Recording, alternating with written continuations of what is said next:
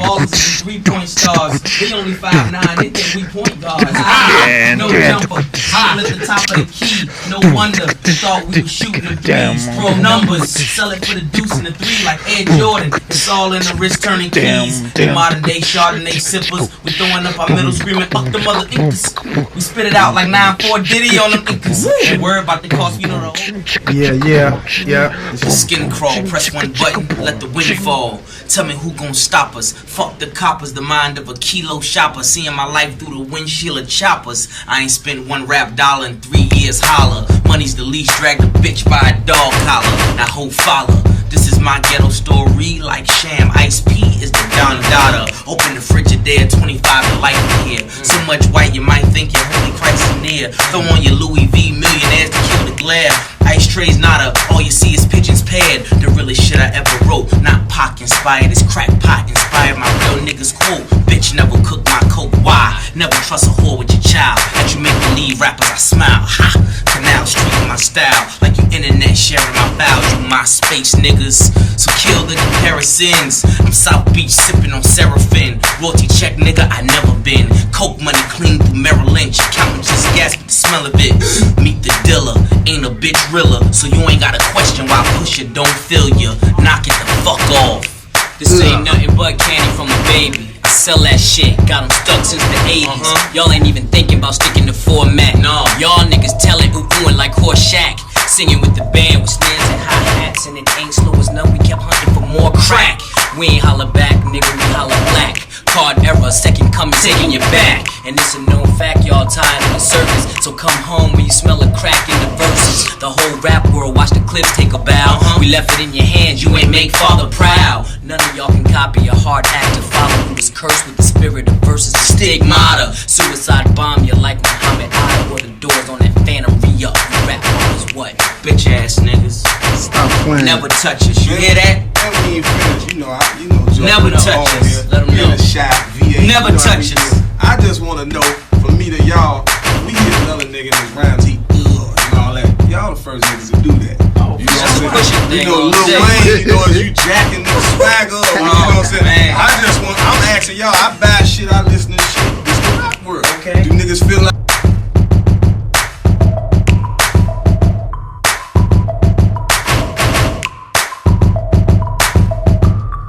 oh yeah, grinding, gotta catch me grinding.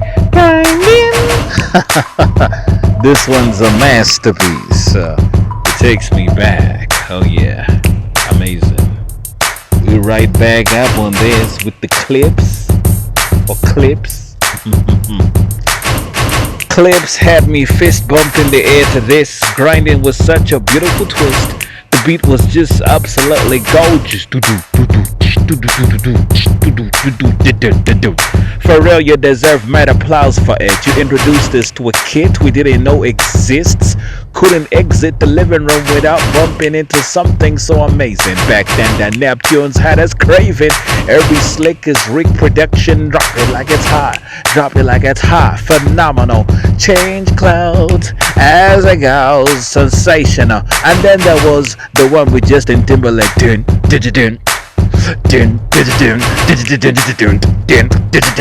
That's when fate introduced me to my big brothers, Pusha T and Ellis. The incredible feature on JT's song Man Oh Man. I was just so jealous. This should have been me, man. I should be rapping those bars. Okay. I was jealous of these fellas. Are they identical twins? I can't tell them apart. Like twin Glocks. Pow pow. That's twice as mean. Their flows were clean, but their mouths were dirty. You better wash your mouth out with soap. They kept that cocaine in the basement and gum buzz in the front. This was the reinvention of rap, of Jigga, Biggie, and Nas, and Tupac. I had nothing but love for my big bros. Time, however, made them go apart. They're splitting apart. Oh no! Malice is now no Malice. Okay. Pusha found his place in the game, and Malice was thinking maybe drug dealing is the wrong business. So he switched sides and joined the Christian movement, hallelujah, as a preacher. Suddenly we hardly got any feature from him, because he made a decision to be on a spiritual tip, okay? I don't know how to fold him for that. Well, Is this the death of the Clips? Perhaps, but not quite yet. Pusha took us to Mount Olympus, beefed with Young Money that was delicious, but it was his 2018 album that caught everybody's attention. Daytona. 7 tracks of pure tension gave us dope ammunition for our stressful days. That album was absolutely heaven, drag dealing heaven. I got into radio listening to that. Like, I'm Push T, I'm going into radio business, yo. It cemented his place in the game, and suddenly he was hip-hop's favorite villain. The one who could rattle the feathers of other rappers, putting them in danger of extinction. Unless they could fight on the mic, they tried to defeat him. I mean, Drake tried, he did his thing, but man, he gave it his all. The Pusha was like the Cream Reaper coming to steal his soul. Oh, he stole so many songs. And suddenly we started thinking of so many things, like how hip-hop had a divide, girl bars versus commercial love sprung side. Drake took the charts, but Pusha took us back to when it was just us in the park doing battle raps. Your mama's so old. Father Time, you were in preschool. Oh, that kind of thing. Okay, so for a while it's just Pusha T dropping albums, amazing, but where's Malice? Okay, on comes 2025 and the Clips unite, and it's such a delight to see Malice return to the dark side. I'm kidding, man, I'm kidding. I wish him the best. I know he's still pursuing God's kingdom, but now God has a different way he wants to use him. Stay grinding on your mission. I love everything they have to give. It's an absolutely amazing thing. Yo. Grinding.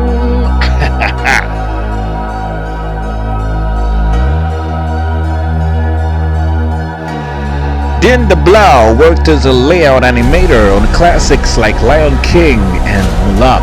In 2010, he got his big break. He wrote and directed a movie that became a smash hit at the box office. And that movie was called, it was called How to Train Your Dragon, Smash hit at the box office, smash hit in our hearts. An animation about a mythical Viking kingdom hell-bent on destroying their enemy dragons. We must destroy the dragons or else they will destroy back. If you know what I mean, we are Vikings, we are tough men, we're not scrawny.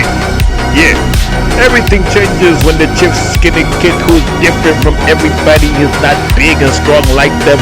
He decides to befriend the enemy. That's why Hiccup chose to have the hiccup. Yo, he went to get his tradition.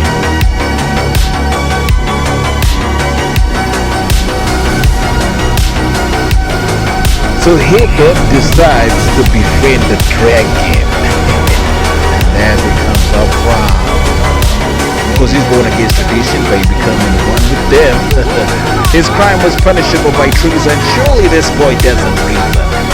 Turns out befriending a dragon became a beautiful thing that would ultimately save them from destruction.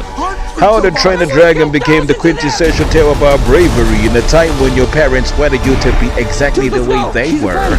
The story also speaks about identity and using your abilities spiritually to discern meaning in the happenings of your life.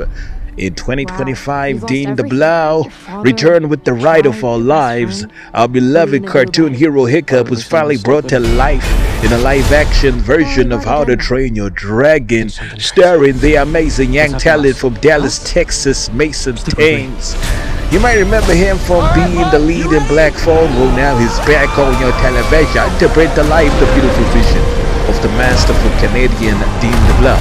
How to Train Your Dragon is almost identical to its animated version. It's only this time the visual effects are more groundbreaking than you could ever imagine. There's also a tone shift. How to Train Your Dragon was this action comedy thriller with a stellar voice cast. This one has less of that comedic element. It chooses emotional depth over wacky comedy, meaning it has breath that is fire hot, but also soft. subtle drama transition to adventure and action horror. I mean, it's amazing. Not easy to turn a captivating cartoon into real life. But what the blow did was more than try to excite. He dazzles. He reinvents his own muscle. He overachieved, quite frankly. It's one of the movies of the year. It brought me great cheer for sure. I was in tears. Like, this is cinema. Beautiful. Marty Scorsese, please don't speak to me about this. I know your standards too high. Anyway, okay. I have to kill you. The Neighborhood is a classic stereotypical black meets white comedy with a twist and more. It stars the phenomenal King Kong of comedy, Cedric the Entertainer, as an overt racist black man hell-bent on being a champion for segregation. Yeah, I said it. He's a segregated person, keeps the neighborhood black. He loves his neighbors and wouldn't change a thing. In fact, they're intact. If he could live forever, he would live there and life would just get better and better. This is the life. No white people. Things change radically for our frantic mechanic that makes him panic. When a white man and his family move in. Hi neighbor, I'm your new white neighbor right next door. This is something that Cedric surely opposes. Oh, there goes the neighborhood. At first, you know, the white guy's like, let's be friends, and Cedric is like, no. And then he says no again and continues to say no, I don't want to be your friend. But his white neighbor just won't let go. He just wants to be accepted and welcomed by the community. Cedric doesn't want. His growth, despite being a large man, is surely stunted. You think? If Cedric continues to hate, he might just get what he wants. Everybody out of his way. But then fate and destiny had different plans, you'll say. You see, it is the job of this white man to teach Cedric the Entertainer a lesson about acceptance of different things, different races. Learn to love without judging, and you could grow to become best friends and not enemies. Soon, Cedric starts to believe his ideology was wrong. This whole time, he was hurting from the injustice received from the white man when he himself became unjust towards other innocent white people. The plot and story of this sitcom is always mind-blowing, as Tichina Arnold's offering of roast beef and entertainment has the smiling and laughing. She was angry in Everybody Hates Chris. Chris, clean your room! But this time it's Cedric who's the angry black man. The Neighborhood is Cedric the Entertainer's second coming as comedy genius. He is hilarious. In 2022, the world was introduced to Megan, a psychopathic killer robot with dance moves of Justin Timberlake and a wardrobe that would give Sia and Lady Gaga an orgasm. That classic young rich school kid look made famous by Sia in a raunchy videos. You want Sia coming? She looks like a 9-year-old, but she gon' rip your throat out. Sorry. Megan is a robot powered by artificial intelligence. She has one mission: protect an orphan kid called Carrey. That's a job she does almost too perfectly, to the point where every bully or nagging human being that gets in Carrey's way gets to deal with the knuckle sandwich prepared by yours truly, Megan, the chef of beef in your face. This means she front flips, she dances before splitting your hand in half. Ow! At some point, her active aggression becomes too much. Surely she wants to be the perfect bodyguard, but doing too much. Eventually, she starts killing just to protect the little girl, and when the little girl says, Megan, stop it, she goes, pardon my rudeness, but I have to kill you to protect you. You're becoming a danger to yourself. Plus, that dress makes you look fat. Thus, I must harm you to make sure your diet is intact. Crazy, right? She went cuckoo, and they had to kill her. They killed her. They smashed her to pieces. That's millions of dollars worth of technology torn to shreds. That's like blowing up the Instagram building because it was producing killer twerking children. I mean, crazy. Anyway, so Megan dies, and the mom and kids survive. Part 2, dubbed Megan 2.0. Guess who's coming back? Hulkamania is back. Megan is resurrected, this time to save them. What? Talk about ripping off Terminator 2. Anyways, homage. So Megan is resurrected just like the Terminator coming back to Save Sarah Connor. Make me taller. She's resurrected to help save the human race from a new cyborg, one that's slightly prettier than her, Amelia. Amelia's hot. She's less personality, but she's gorgeous as fuck. Basically, she is Heidi Klum, a shorter version of Heidi Klum. She moves fast and doesn't ask questions like that. Her mission is to find data about a black box. That's right, a black box was hidden back in the 1980s. Wait a minute, now we're ripping off Transformers, but homage, okay? Homage. So this black box can allow her to outfox humanity forever. It's a good particle that will make it invincible. In order to stop her, they would need a reformed psychopath serial killer robot called Megan. How delightful and really cool when it comes to action. Megan is absolutely top notch. It's not broth, it's the main course stewed chicken. Now this is fast food, you know what I mean? You gotta watch it fast because it's real goody. It's hardly fair to blame me for that.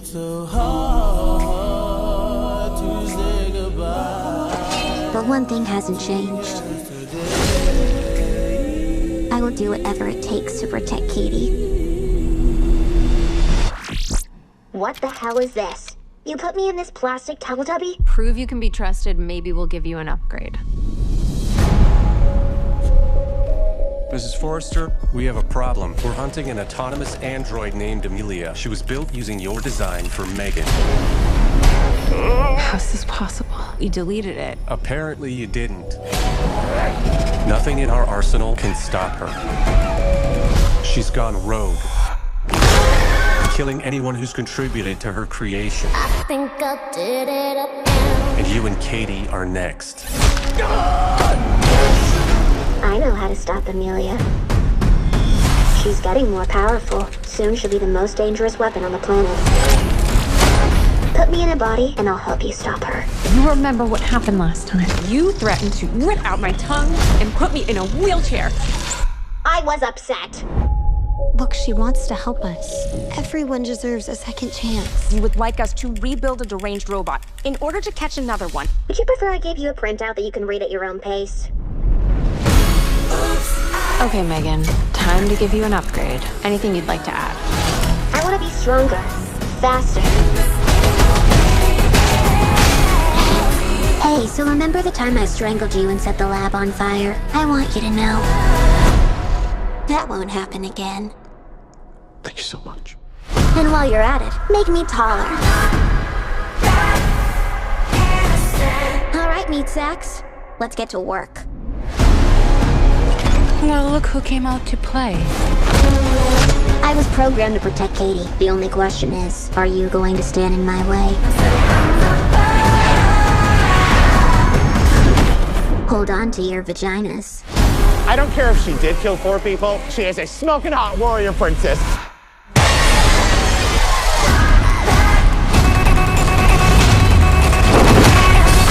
I'll make you a deal. You can kill Gemma, but don't touch Katie. Megan.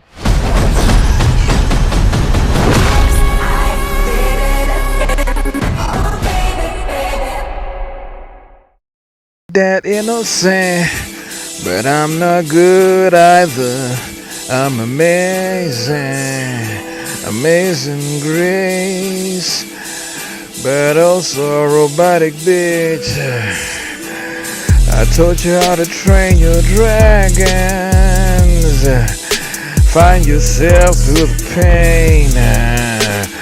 Sort out things with your neighbor. Don't be a psychopathic racist. Fight with your rivals. Sort them top with your girls. Yo, amazing grace. I love this music shit. It's so amazing. Taking me to different places is quite a trip.